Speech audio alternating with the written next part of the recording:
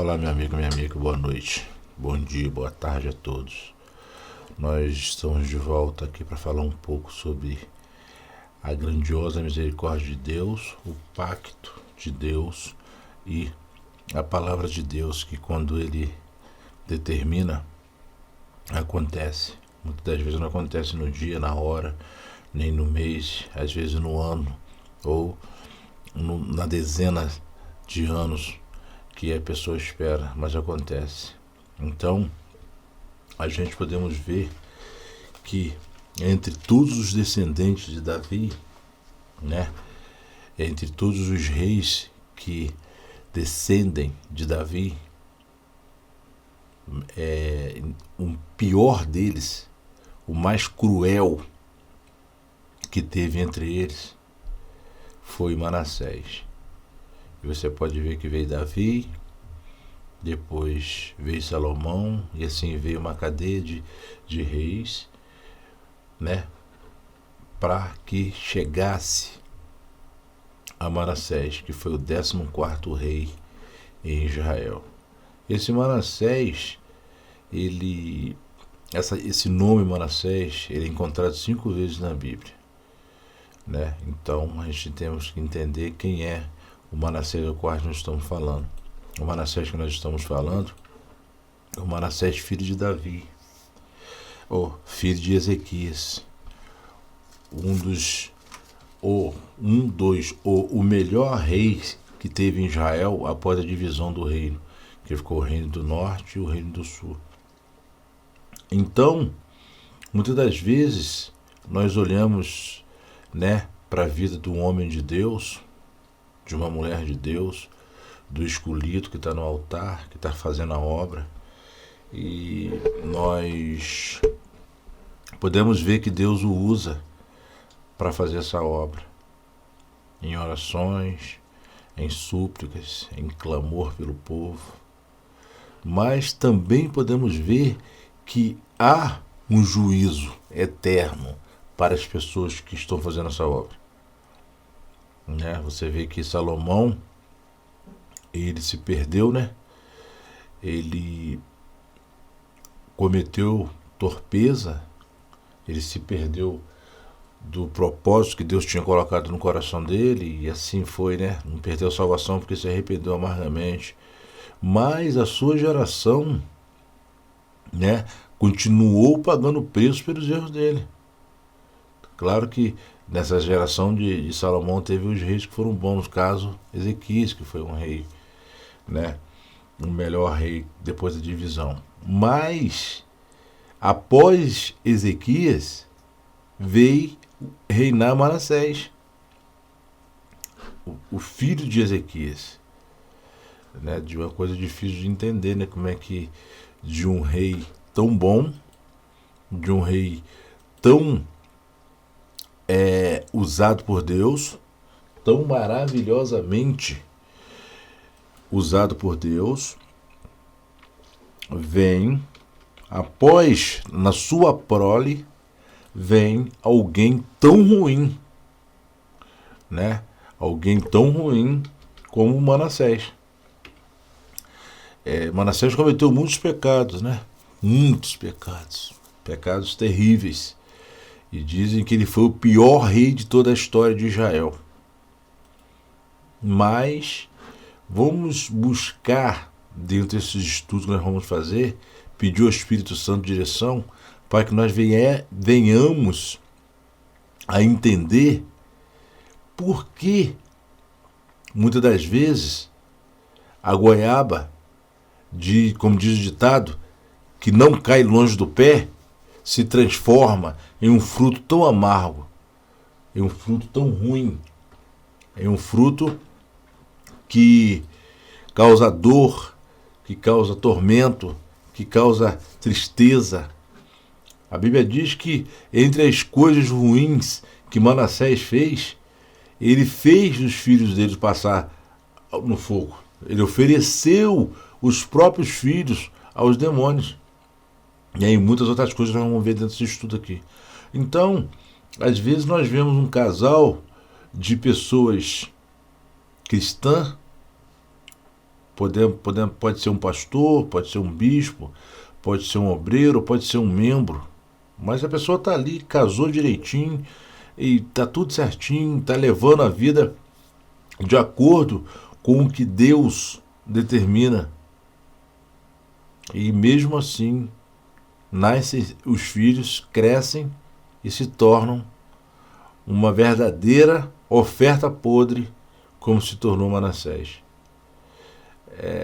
Existem muitos fatos que englobam isso aí. Porque Deus, ele nunca esquece tanto do bem que ele falou que ia fazer para uma pessoa, como do mal que ele falou que traria sobre essa pessoa. E se essa pessoa ao qual está sujeita a esse mal que virá, né, se ela tomar um novo caminho e andar com o Senhor com seu coração contente, com certeza esses males não vão mais atacar. Você pode ver que Ezequias não teve só Manassés, né? Salomão não teve só um filho. Então são tantos reis que descenderam de Salomão que foram ruins. Nós podemos ver, né? No caso, a gente pode fazer uma comparação também com Judas. Tinham 12 discípulos, né?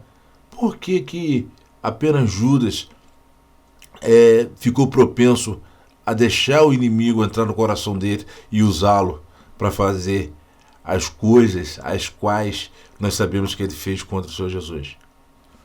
Então é muito importante a gente entender com clareza a responsabilidade que é um altar. Muitas pessoas estão subindo em altares, muitas pessoas estão pregando em altares, estão falando em altares, cantando em altares, profetizando em altares, lendo a Bíblia e falando muitas coisas nos altares. Mas, na verdade, elas não sabem o que significa o altar. Não sabem o que significa o altar, né? Porque colocam em cima do altar as pessoas que não são dignas para estar ali, né? Cantores e pessoas ilustres, governadores, etc, etc, etc. Só que o homem de Deus, que é o responsável por aquele altar, porque você pode ver em Apocalipse que Jesus fala que ao anjo da igreja de Efésio, ao anjo da igreja de Irmina, ao anjo da igreja de Pérgamo, de Filadélfia, de Laodiceia. Então cada igreja tem um anjo, e esse anjo dessa igreja que o Senhor Jesus fala é representado pelo pastor ou pelo bispo, né, que está ali tomando conta, que está ali responsável por aquela igreja. Então o que acontece?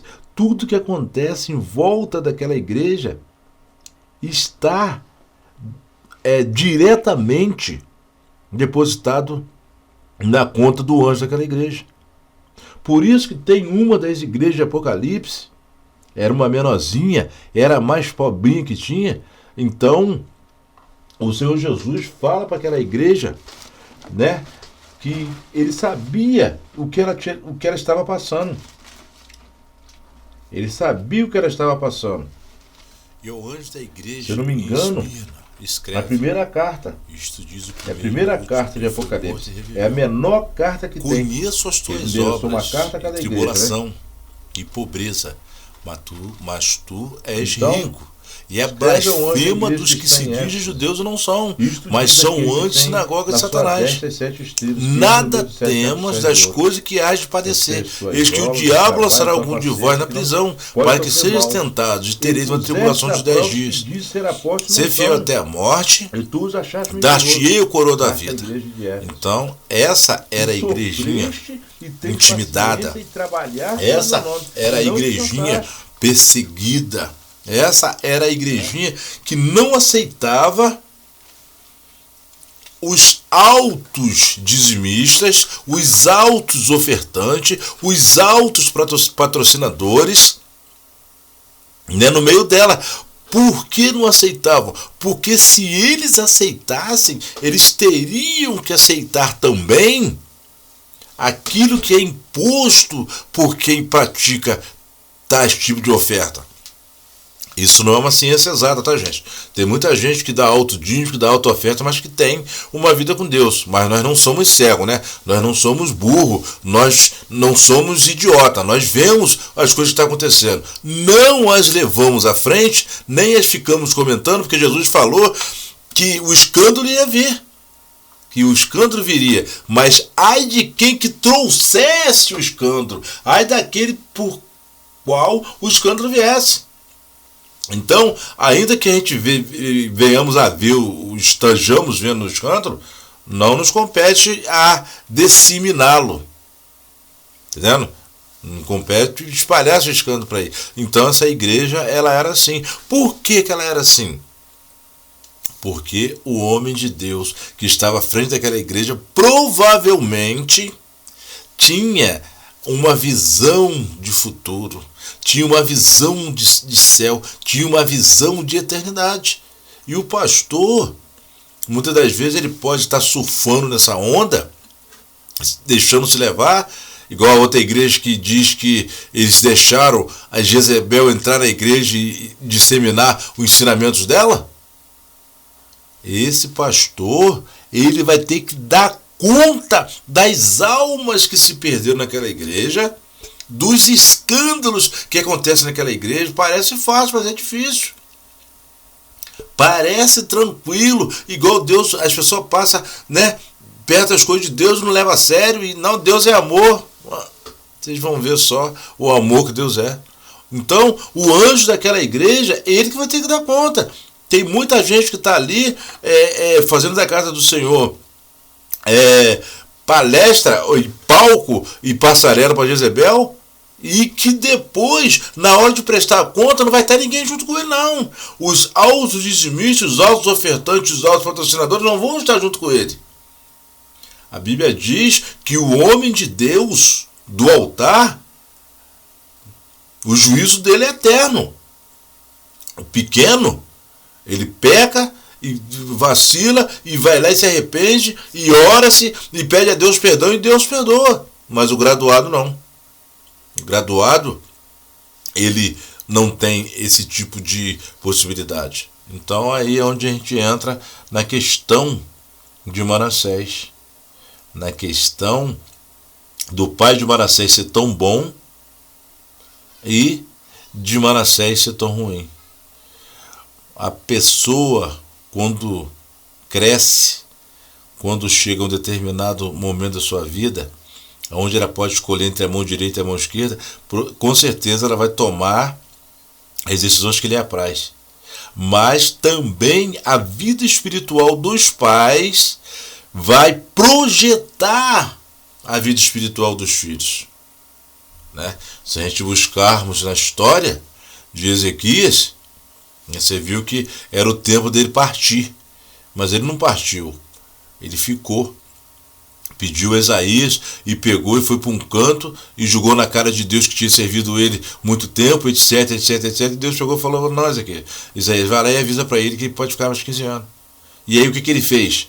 Mostrou os tesouros da casa de Deus para os reis que não eram os reis de Israel. E o que aconteceu no final? Então, Isaías já tinha até profetizado para ele a respeito disso, que no final dos dias dele, né, que no final dos dias dele,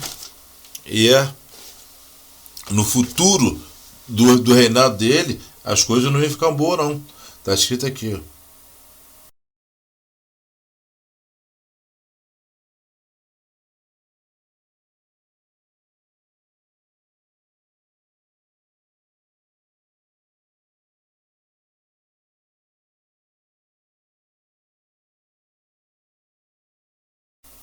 Segunda Reis 20:16. Então Isaías disse a Ezequias: ouve a palavra do Senhor, eis que virão dias em que tudo quanto houver em tua casa e o que entesouraram os teus pais até o dia de hoje será levado à Babilônia. Não ficará coisa alguma, diz o Senhor. Levarão até mesmo alguns dos teus filhos que tu gerares, para que sejas eunuco no palácio do rei da Babilônia. Então, meu amigo, olha aí para você ver. Se nós buscarmos o fundamento porque Manassés era tão ruim, olha só o que Deus mandou dizer a Ezequias. Então, as pessoas que estão no altar, elas devem entender e ver que vão ter que dar conta de cada tio, de cada jota, de cada letra que está faltando ou que foi colocado demais. E de cada coisa que está acontecendo naquele altar. Porque o altar é a responsabilidade do anjo daquela igreja. Amém. A Bíblia diz que o homem de Deus do altar, o juízo dele é eterno. O pequeno, ele peca e vacila e vai lá e se arrepende e ora-se e pede a Deus perdão e Deus perdoa. Mas o graduado não. O graduado, ele não tem esse tipo de possibilidade. Então aí é onde a gente entra na questão de Manassés. Na questão do pai de Manassés ser tão bom e de Manassés ser tão ruim. A pessoa, quando cresce, quando chega a um determinado momento da sua vida, onde ela pode escolher entre a mão direita e a mão esquerda, com certeza ela vai tomar as decisões que lhe apraz. Mas também a vida espiritual dos pais vai projetar a vida espiritual dos filhos. Né? Se a gente buscarmos na história de Ezequias, você viu que era o tempo dele partir, mas ele não partiu, ele ficou. Pediu a Isaías e pegou e foi para um canto e jogou na cara de Deus que tinha servido ele muito tempo, etc, etc, etc. E Deus chegou e falou: nós aqui, Isaías, vai lá e avisa para ele que ele pode ficar mais 15 anos. E aí o que ele fez? Mostrou os tesouros da casa de Deus para os reis que não eram os reis de Israel. E o que aconteceu no final? Então, Isaías já tinha até profetizado para ele a respeito disso, que no final dos dias dele, né, que no final dos dias dele, no futuro do reinado dele, as coisas não iam ficar boas não. Está escrito aqui, ó.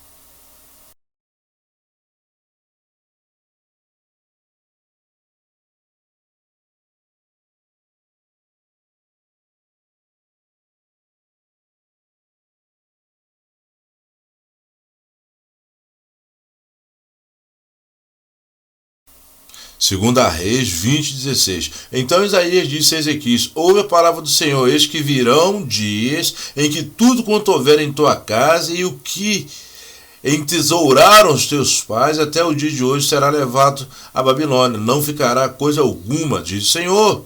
Levarão até mesmo alguns dos teus filhos que tu gerares, para que sejas eunuco no palácio do rei da Babilônia. Então, meu amigo, olha aí para você ver. Se nós buscarmos o fundamento porque Manassés era tão ruim, olha só o que Deus mandou. Dizia a Ezequias. Então, as pessoas que estão no altar, elas devem entender e ver que vão ter que dar conta de cada tio, de cada jota, de cada letra que está faltando ou que foi colocado demais. E de cada coisa que está acontecendo naquele altar. Porque o altar é a responsabilidade do anjo daquela igreja. Amém.